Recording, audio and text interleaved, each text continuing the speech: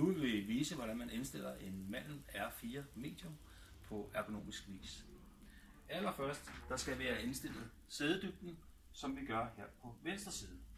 Så hvis du tager din venstre hånd ned her, så aktiverer vi den, og så skal du køre sædet frem og tilbage.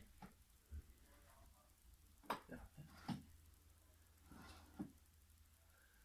Og det vi skal se her på her, det er afstanden fra sædekant og til læg, så der er en afstand. Og vi skal lige et hak mere tilbage. Kan du komme med tilbage? Ja. Så vi har afstanden her. Efterfølgende skal vi have drejet rundt og have indstillet højden på stolen.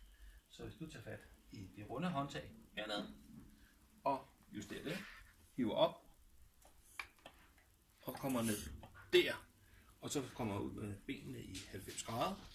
Det vi ser på her, det er, at Jasmin får 90 grader i knæhæsen, samt at stolen ikke er ude at ramme i væggen. Næste indstilling, vi skal i gang med, det er indstilling af sædet samt vægten på sædet.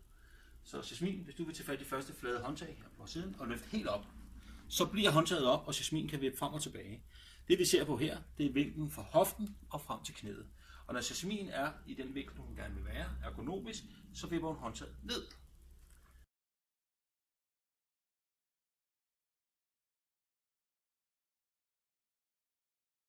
Næste indstilling, vi skal i gang med, er rygindstillingen.